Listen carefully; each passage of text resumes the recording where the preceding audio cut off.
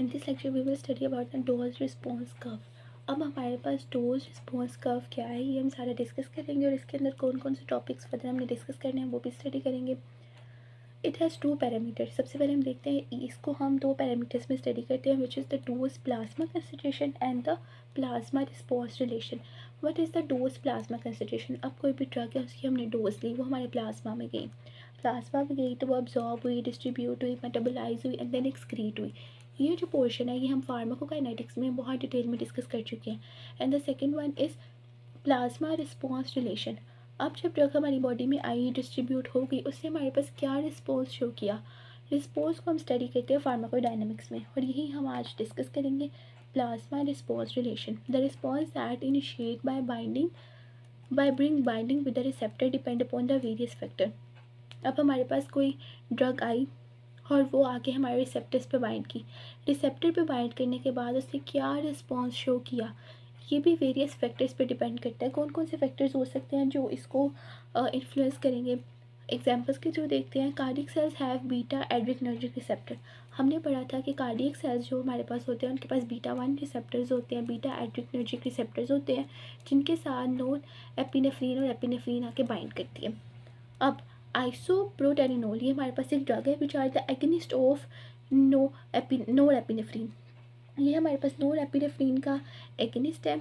और ये क्या होता है कि जो नोन एपिनेफ्रिन वर्क शो करती थी, एगनिस्ट स्टिमुलेट करता है, मिमिक करता है एक्शन को, और आइसोप्रोटेरिनोल उसके जैसे ही अफेक्ट शो करेगी, उसी की तरह बाइंड करेगी.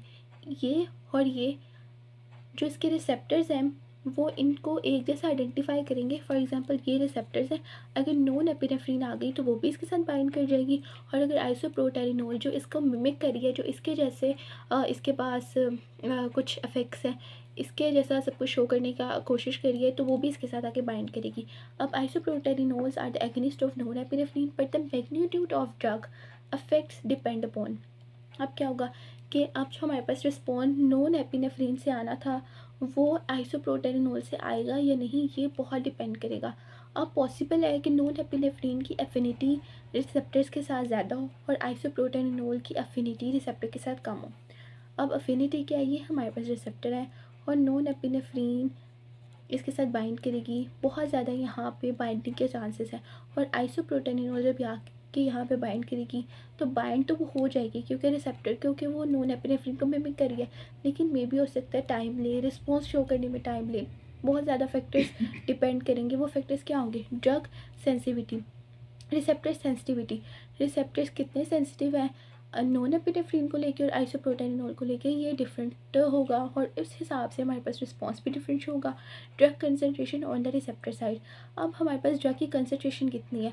जितनी नॉन एपिनेफ्रिन की कंसनट्रेशन हम दे रहे थे और जो हमारे पास इफेक्ट शो हो रहा था वही आइसोप्रोटेरिनोल की कंसनट्रेशन से इफेक्ट शो होगा, या आइसोप्रोटेरिनोल की कंसनट्रेशन हमें ज़्यादा करनी पड़ेगी तो हमारे पास उतना इफेक्ट अचीव होगा.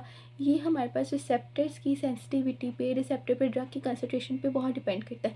अब ये इनके एक्शंस तो मिमिक कर रही है लेकिन रिस्पॉन्स ऑल्टर होगा, रिस्पॉन्स चेंज होगा. अगर ये हमारे पास non epinephrine for example heart की हमारे पास स्टिमुलेशन को इंक्रीज़ कर रहा था, हार्ट रेट इंक्रीज़ कर रहा था 10 mg में फॉर एग्जांपल, अगर ये नॉन एपिनेफ्रिन हमारे पास इतना है तो हमारे पास हार्ट रेट इंक्रीज़ हो रहा था. पॉसिबल है कि हमें आइसोप्रोटेरिनोल इससे ज़्यादा देनी पड़े तो हम उतना इफेक्ट अचीव कर सकें. बाइंड हो जाएगी लेकिन इन फैक्टर्स पे बहुत डिपेंड करेगी. उस कर्व में हम क्या क्या आगे स्टडी करेंगे. ग्रेडी डोज रिस्पॉन्स स्टडी करेंगे और क्वांटल डोज रिस्पॉन्स का रिलेशन स्टडी करेंगे. अब ग्रेडी डोज क्या है. ग्रेडी डोज वो है अगर हम कोई भी मेडिसिन, कोई भी ड्रग एक इंडिविजुअल को देते हैं और बाद में चेक करते हैं कि उसका अफेक्ट क्या आएगा तो हम उसको कहेंगे ग्रेडी डोज रिस्पॉन्स.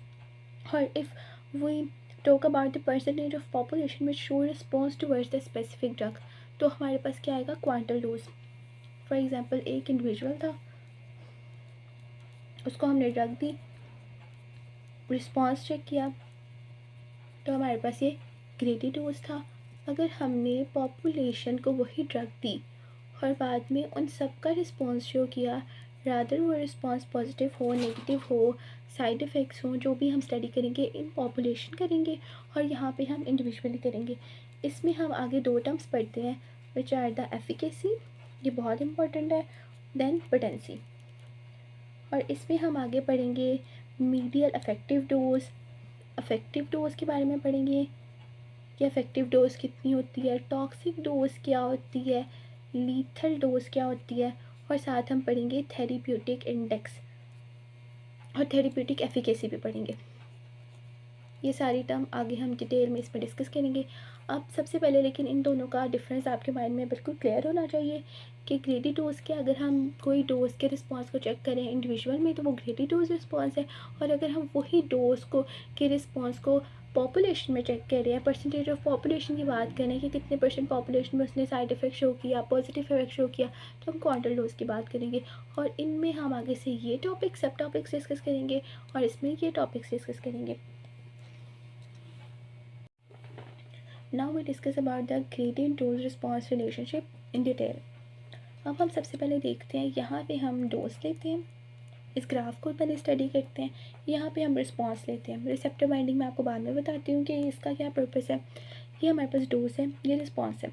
हमने कोई मेडिसिन दी, डोज दी, ड्रग दी और उसको हम इंक्रीज़ करते जा रहे हैं और हमारे पास अफेक्ट भी इंक्रीज़ होता जा रहा है क्योंकि ड्रग रिसेप्टर के साथ बाइंड करती जा रही है, अफेक्ट इंक्रीज़ होता जा रहा है। डोज इंक्रीज़ हो रही है तो हमारे पास इफेक्ट भी इंक्रीज़ हो रहा है। बट एट सर्टेन टाइम क्या होगा, हमारे पास जो हमारे पास रिसेप्टर है वो सारे सेचुरेट हो जाएंगे, रिसेप्टर सेचुरेट हो जाएंगे, मतलब रिसेप्टर फिनिश हो जाएंगे। जितने रिसेप्टर थे वो सारे डोज के साथ बाइंड कर जाएंगे। फिर क्या हो जाएगा, रेट हमारे पास कांस्टेंट हो जाएगा। हम फिर डोज जितनी मर्जी इंक्रीज़ करें हमारे पास रिस्पॉन्स शो नहीं होगा। रिस्पॉन्स हमारे पास वही था जितने हमारे पास रिसेप्टर्स थे। तो डोज इंक्रीज़ होगी तो रिस्पॉन्स इंक्रीज़ होगा, but for the certain limit until all receptor are not occupied, तब तक हमारे पास रिस्पॉन्स शो होगा। अब हम देखते हैं receptor response to fractional change rather than absolute change. अब इसका हमारे पास क्या मतलब है, रिसेप्टर फ्रिक्शनल चेंज को हमारे पास रिस्पॉन्स को शो करते हैं rather than absolute change. Absolute change क्या है कि हमारे पास जो ड्रग है वो हम ड्रग को इस तरह नहीं इंक्रीज़ करते जैसे कि हमने एक पॉइंट ड्रग इंक्रीज़ की 1 2 3 4, इस फॉर्म में हम ड्रग को इंक्रीज़ नहीं करते, हम ड्रग को मल्टीप्लिकेशन की फॉर्म में इंक्रीज़ करते हैं ताकि जो हमारे पास इफेक्ट है हमेशा 100% आए। किस तरह, अब ये सिर्फ आपकी समझने के लिए है ताकि आपको ग्राफ समझ आ जाए। ये हमारे पास 1% ड्रग थी, हमने इसको मल्टीप्लाई किया, ये हमारे पास 4% हो गई। देन हमने दोबारा डबल किया, 8% हो गई, दोबारा डबल किया 32% हो गई, दोबारा डबल किया 64%। अब हम मल्टीप्लाई क्यों कर रहे हैं, मल्टीप्लाई हम इसलिए कर रहे हैं ताकि हम हमेशा 100% इफेक्ट अचीव करें। अगर हम एक एक करके इंक्रीज़ करेंगे जैसे 1 2 3 4 तो 100% इफेक्ट नहीं शो होगा। जब हम 1 से 4 पे जा रहे हैं तो 100% इफेक्ट मतलब अचीव हो रहा है, 4 से 8 पे जाएगा फिर 100% अचीव होगा। हम हमेशा 100% इफेक्ट अचीव करना चाह रहे हैं, that's why we increase the dose in multiplication. अब आगे पढ़ते हैं, that's why the graph shape is hyperbola.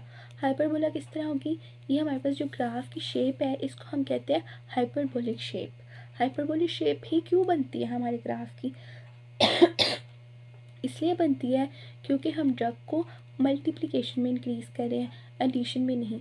Dose increase in multiplication rather than the addition, that's why the shape of the graph is hyperbola.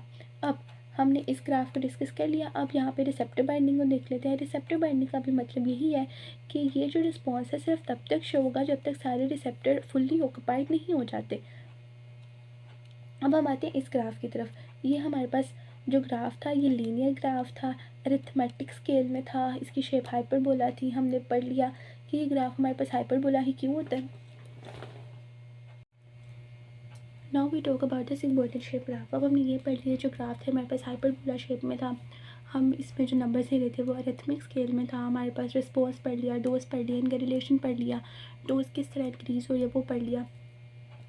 अब हम ये देख रहे थे कि ये ग्राफ अगर हमने इस शेप में बना लिया, अब हमें लॉग शेप ग्राफ की क्यों ज़रूरत पड़ी।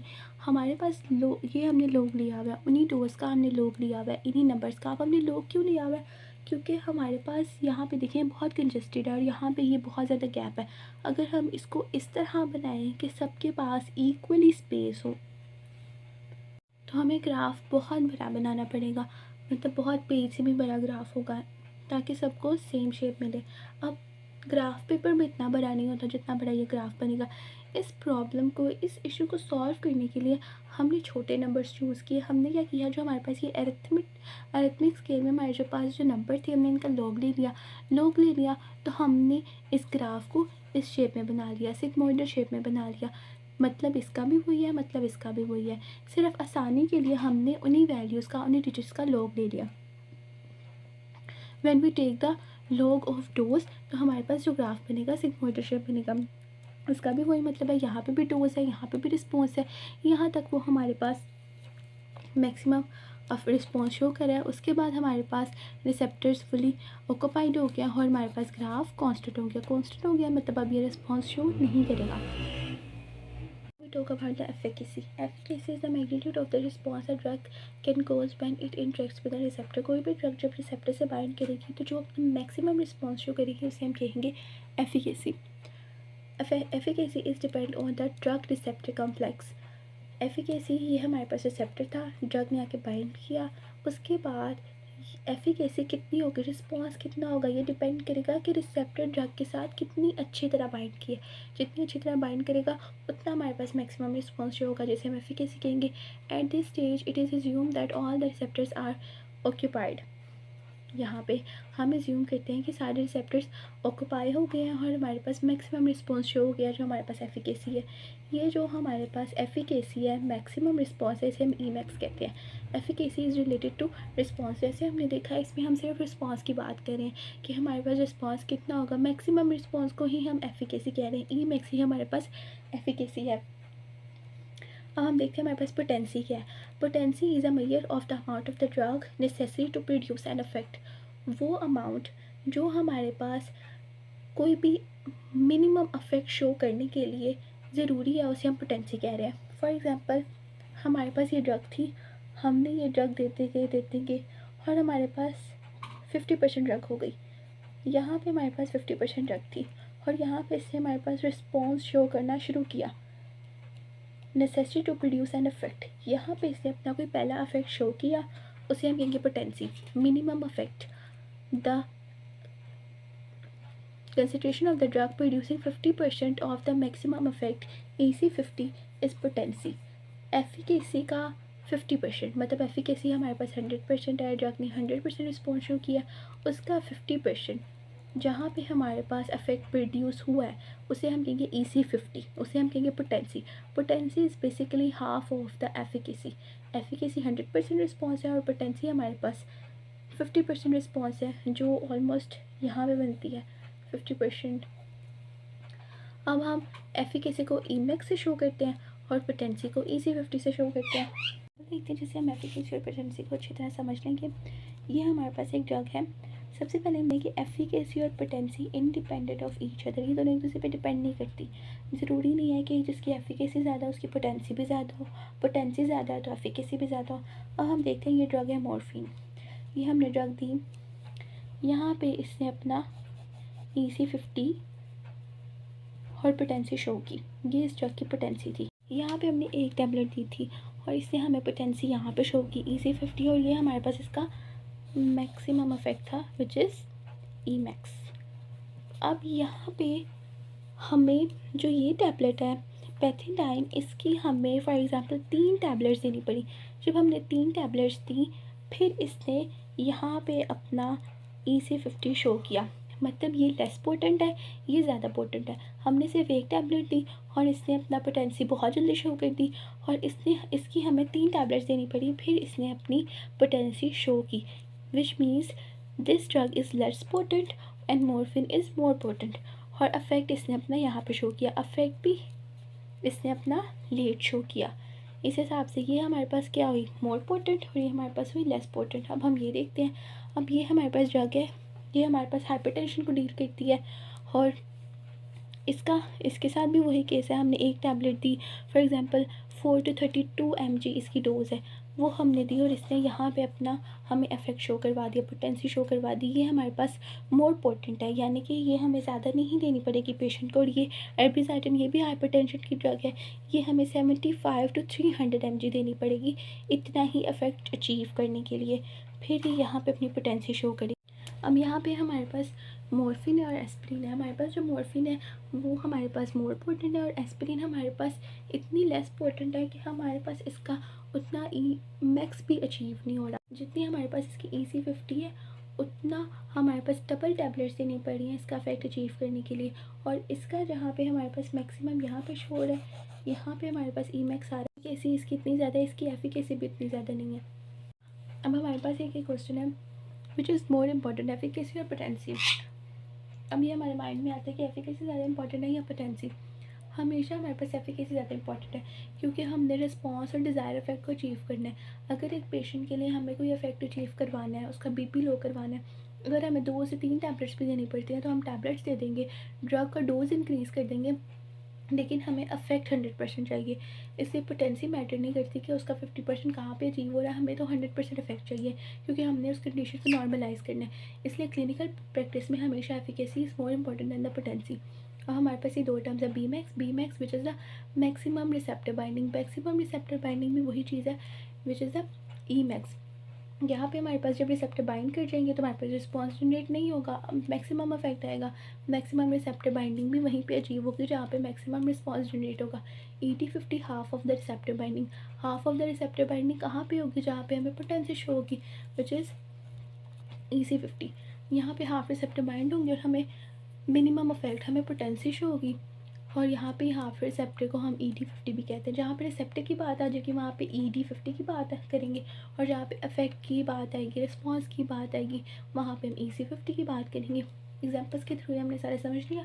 आगे हम नेक्स्ट पढ़ते हैं which is a quantal dose relation. कहते हैं क्वांटल डोज रिस्पॉन्स रिलेशन की। It is a relationship between the dose of the drug and the proportion of the population of patient that respond to that drug. अब हमने for example 100 patients लिए तो उनको हमने एक ड्रग दी। अब हमने उन 100 में ड्रग का अफेक्ट देखना है कि कितनी देर में किस पेशेंट पे कितना अफेक्ट और रिस्पॉन्स शो करेगा। अब उन पेशेंट्स में से किसी को कोई भी क्लिनिकल कंडीशन हो सकती है, कोई डिजीज़ हो सकती है, हमने सब चीज़ों को देखना है और बाद में हमने डिस्कवर करना है कि किस पे कितना अफेक्ट शो कर रही है वो मेडिसिन। अब ये हमारे पास एटिनोलोल, हमारे पास ये ड्रग है, ये हमारे पास हाइपरटेंशन के केसेस में यूज़ होती है और ये बीटा एड्रिनर्जिक ब्लॉकिंग एजेंट है। हमने पढ़ा था कि हमारे पास जो नॉन एपिनेफ्रीन था और प्रोटेरिनोल था वो हमारे पास बीटा एड्रिनर्जिक रिसेप्टर पे आके बाइंड करती थी और हार्ट रेट को इंक्रीज़ करती थी। अब ये हमारे पास उसका एंटागनिस्ट है, ये वहाँ पे जाके उसके साथ अटैच होगी बीटा एड्रिनर्जिक रिसेप्टर के साथ और हमारे पास एगनिस्ट के तौर पे काम करेगी, एंटागनिस्ट के तौर पे काम करेगी और हमारे पास उसको इनहिबिट कर देगी। जब हमारे पास इनहिबिट करेगी तो हमारे पास हार्ट रेट कम हो जाएगा, हार्ट रेट कम होगा ऑटोमेटिकली हमारे पास BP भी कंट्रोल हो जाएगा। अब इस मेडिसिन का हमने एक्सपेरिमेंट किया था पेशेंट्स पे और हमने क्वांटल डोज मतलब पेशेंट के पॉइंट ऑफ व्यू से, उसके पर्सपेक्टिव से, पॉपुलेशन परसेंटेज ऑफ पॉपुलेशन के पर्सपेक्टिव से हमने आइडेंटिफाई किया था कि कितनी परसेंट पे ये कितना किस तरह का इफेक्ट शो करती है। जब भी हम इंडिविजुअल की बात करेंगे तो ग्रेडेड डोज रिस्पॉन्स, और जब परसेंटेज ऑफ पॉपुलेशन की बात करेंगे तो क्वांटल डोज रिस्पॉन्स। इसमें हम पढ़ते हैं थेरेपेटिक इंडेक्स। ये हमारे पास का फॉर्मूला है TD50 and ED50। dose that produce toxicity in half population, dose that produce effective response in half population। अब हमारे पास इसका फ़ायदा क्या है, इसका फ़ायदा ये है कि हमें पता चल जाएगा कि कितने % पेशेंट्स पे ये टॉक्सिक इफेक्ट शो कर रही है, कितने % पे इफेक्टिव इफेक्ट शो कर रही है। अब जब हम इसको डिवाइड करेंगे तो हम एक ऐसी डोज फाइंड करेंगे जो हमें टॉक्सिसिटी की तरफ भी नहीं लेके जाएगी, टॉक्सिसिटी से नीचे होगी और हमारे पास अफेक्टिव रिस्पॉन्स शो करेगी। अफेक्टिव से ऊपर होगी, टॉक्सिक से नीचे होगी। एक बहुत ही माइनर डोज, एक बहुत ही अच्छी डोज हम फाइंड कर लेंगे जो हमने पेशेंट को देनी है इस एक्सपेरिमेंट के बाद। अब हमने बात करनी है स्मॉल थेरेपेटिक इंडेक्स की। ड्रग का हमारे पास स्मॉल थेरेपेटिक इंडेक्स होता है और इसका लार्ज थेरेपेटिक इंडेक्स होता है। इसका मतलब क्या है वो भी हम देखते हैं। स्मॉल थेरेपेटिक इंडेक्स में हमारे पास ड्रग है वारफरीन। अब वारफरीन हमारे पास क्या फॉर एग्जांपल काम करती है। फॉर एग्जांपल हमने एक डोज दी है, एक मेडिसिन दिया है, एक टैबलेट दिया है, ये हमने दिया तो हमारे पास डिज़ायर इफेक्ट शो हो गया। अब वारफेरिन का बेसिकली काम क्या है, ये हमारे पास एंटीकोगुलेंट ड्रग है और विटामिन के का एंटागनिस्ट है। एंटीकोगुलेंट है मतलब ये हमारे पास क्लॉट्स बनने को रोकती है, क्लॉट से प्रिवेंट करती है। अगर किसी की ब्लड में क्लोटिंग है तो ये उससे रोकती है। हमने विटामिन ए क्या काम करता है, क्लोटिंग का काम करता है। अब ये ड्रग क्या करेगी, विटामिन के की फॉर्मेशन को ब्लॉक कर देगी। जब विटामिन के की फॉर्मेशन को ब्लॉक कर देगी तो जितने क्लोटिंग फैक्टर्स हैं हमारे पास वो हमारे पास ब्लॉक हो जाएंगे। जब वो ब्लॉक हो जाएंगे तो क्लोट नहीं बनेगा, क्लोट नहीं बनेगा तो हमारे जो क्लोट्स हैं वो आहिस्ता आहिस्ता डिसॉल्व होना स्टार्ट हो जाएंगे। अगर हमने ये एक टैबलेट दिया तो इससे हमारे पास डिज़ायर्ड इफेक्ट शो किया, थेरेपेटिक इंडेक्स हमारे पास इसका अच्छा है। लेकिन अगर इसकी माइनर सी भी कंसंट्रेशन इंक्रीज़ हो गई है तो ये unwanted adverse side effects show करना स्टार्ट कर देगी, टॉक्सिसिटी हो जाएगी और हमारे पास इसके साइड इफ़ेक्ट्स आने शुरू हो जाएंगे। हमारे पास स्किन नेक्रोसिस हो जाएगा, ब्लीडिंग हो जाएगी, एब्डोमिनल पेन स्टार्ट हो जाएगा। और इस मेडिसिन को प्रेगनेंसी में बिल्कुल नहीं लेते। और हमारे पास जो नेक्स्ट मेडिसिन है विच इज़ अ पेंसिलिन, की हमारे पास क्या है, बैक्टीरियल किलर है, gram positive gram negative bacteria को किल करती है। अब ये मेडिसिन हमने दी एक टैबलेट, हमारे पास इसका डिज़ायर इफेक्ट शो हो गया। अगर इन केस इसकी क्वांटिटी इंक्रीज़ भी हो जाती है थोड़ी सी या थोड़ी ज़्यादा भी, तो ये अपना एडवर्स इफेक्ट शो नहीं करेगी। बहुत रेयर केसेस में जब एक्सट्रीम इसकी क्वांटिटी कोई खा लेगा बहुत ज़्यादा, तब क्या होगा, इसके हमारे पास साइड इफ़ेक्ट आने स्टार्ट होंगे। That's why we call this medicine have large therapeutic index. मतलब बिल्कुल माइनर से चेंज पे यहाँ पे टॉक्सिसिटी कोज हो रही थी, लेकिन यहाँ पे टॉक्सिसिटी कोज नहीं हो रही। दोनों हमारे पास डिज़ायर इफेक्ट शो कर रही हैं। But the point is that कि जब हम ये मेडिसिन किसी को रिकमेंड करते हैं तो हमें डोज के लिए बहुत केयरफुल होना पड़ता है। अगर ये मेडिसिन की डोज थोड़ी ज़्यादा भी हो जाती है तो इसमें इतना प्रॉब्लम नहीं होता। ड्रग स्पेसिफिसिटी बताने से पहले मैं आपको कुछ ड्रग्स के नाम बताती हूँ that's have small therapeutic index. जैसे हमारे पास डाइजॉक्सिन है, जेंटामाइसिन है, वैंकोमाइसिन है, वारफेरिन है, इनका हमारे पास थेरेपेटिक इंडेक्स स्मॉल होता है। अब हम बात करते हैं स्पेसिफिसिटी ऑफ ड्रग। ये हमारे पास डिपेंड करती है type of target receptor and distribution of the receptor. अब हमारे पास कोई ड्रग है और उस ड्रग ने डिज़ायर्ड इफेक्ट अचीव करना है। अब वो कैसे अचीव करेगी, कहाँ कहाँ अचीव करेगी, डिपेंड करता है रिसेप्टर पे। रिसेप्टर कहाँ कहाँ प्रेजेंट है, रिसेप्टर की डिस्ट्रीब्यूशन क्या है, ये हम एग्जांपल से समझते हैं, बहुत अच्छी समझ आएगी। सबसे पहले एग्जांपल है ओमेप्राजोल। ये हमारे पास स्टमक की टैबलेट है, ये एसिडिटी को कंट्रोल करती है। राइजिक भी इसकी जगह हम यूज़ कर सकते हैं, ओमेप्राजोल, राइजिक, ये सारी यहाँ पे यूज़ होती है। अब ये ओमेप्राजोल हमने एक टैबलेट दी, अब इसके जो रिसेप्टर्स हैं वो सिर्फ स्टमक में ही प्रेजेंट होते हैं। Potassium, hydrogen potassium ATPase pump, proton pump सिर्फ हमारे पास स्टमक में ही प्रेजेंट होता है। अब ये जाके स्टमक में अपने रिसेप्टर के साथ बाइंड करेगी, स्टमक में एसिडिटी को डिक्रीज़ करेगी और हमारे पास अपना डिज़ायर इफेक्ट शो कर देगी। अब अगर इसके रिसेप्टर कहीं और भी प्रेजेंट होते हैं तो वहाँ पे भी ये वर्क करती, लेकिन इसका काम ही स्टमक के लिए, इसके रिसेप्टर ही स्टमक में प्रेजेंट होते हैं तो स्टमक में ही अपना इफेक्ट शो करेगी। अब हमारे पास जो ये मेडिसिन है क्लोरोपर्माज़ाइन, ये हमारे पास नॉन स्पेसिफिक है। नॉन स्पेसिफिक मतलब ये हमारे पास एंजाइटी और स्ट्रेस इश्यूज़, एक्स्ट्रा थिंकिंग, इस तरह की चीज़ों को कंट्रोल कर रही होती है। इसके रिसेप्टर्स ब्रेन में काफ़ी जगह प्रेजेंट होते हैं और ये काफ़ी चीज़ों को डील कर रही होती है, छोटी छोटी चीज़ों को, बिल्कुल एक मेजर चीज़ को डील नहीं कर रही होती। जैसे यहाँ पे ये स्टमक की एसिडिटी को ही डिक्रीज़ कर रहा था और मेप्राजोल टैबलेट जो है, राइजिक टैबलेट है, वो दी ही स्टमक के लिए जाती है, तो ये हमारे पास स्पेसिफिक एक्शन शो करिए। अब हमारे पास ये ड्रग है साल्बुटामोल। अब ये हमारे पास क्या करती है, ये बहुत इंटरेस्टिंग फिनोमेना है। अगर हमने इसकी एक टैबलेट दी है, एक टैबलेट दिया और ये हमारे पास क्या करेगी, ब्रोंको डायलेशन। अगर हमने ब्रोंको डायलेशन करवानी थी तो हम कम क्वांटिटी में या एक टैबलेट देंगे तो ये ड्रग हमारे पास ब्रोंको डायलेशन करवा देगी। अगर हम ये टैबलेट की डोज इंक्रीज़ कर देते हैं तो ये हमारे पास कार्डियक स्टिमुलेशन भी करवाना स्टार्ट कर देगी। मतलब ये मेडिसिन हमारे पास दो तरह से वर्क कर रही है, ये ब्रोंकोडाइलेशन भी करवा रही है, कार्डियक स्टिमुलेशन भी करवा रही है, but depend upon the dose. Low dose पे हमारे पास ब्रोंकोडाइलेशन करवाएगी और हाई डोज पे कार्डियक स्टिमुलेशन और ब्रोंकोडाइलेशन दोनों करवाएगी। आइसोप्रिनालिन, ये हमारे पास ड्रग है, ये क्या करेगी, इसका भी काम ब्रोंकोडाइलेशन और कार्डियक स्टिमुलेशन करवाना ही है। लेकिन अगर हमने सिर्फ ब्रोंकोडाइलेशन करवानी है, हमने एक टैबलेट दी, उसने ब्रोंकोडाइलेशन करवाई, लेकिन आप देख रहे हैं बहुत माइनर सा गैप है, बिल्कुल बिल्कुल माइनर सी क्वांटिटी इंक्रीज़ होगी, हमारे पास कार्डियक स्टिमुलेशन भी करवा देगी। अगर हमें स्पेसिफिक ब्रोंकोडायलेशन ही करवानी है तो हम ये मेडिसिन नहीं दे सकते, हमें फिर यही मेडिसिन देनी पड़ेगी, क्योंकि आप देख रहे हैं इसमें गैप बहुत ज़्यादा है। और अगर हमने दोनों चीज़ें अचीव करवानी है फिर हम ये मेडिसिन भी दे सकते हैं, या इस मेडिसिन की डोज इंक्रीज़ करके भी दे सकते हैं। इस तरह मेडिसिन अपना वर्क शो करती हैं। अब हम यहाँ पर देखते हैं what is the therapeutic efficacy. अब एफिकेसी हमने पढ़ा था हमारे पास मैक्सिमम रिस्पॉन्स है, 100% रिस्पॉन्स, और क्लिनिकल प्रैक्टिस में एफिकेसी बहुत इंपॉर्टेंट होती है। अब हम ऐसा भी होता है कि अगर एक मेडिसिन है और पेशेंट की कंडीशन बहुत क्रिटिकल है, वो मेडिसिन जल्दी अपना इफेक्ट शो करेगी, तो हम वही मेडिसिन देंगे, ना कि वो मेडिसिन देंगे जो अपना इफेक्ट देर बाद शो करेगी।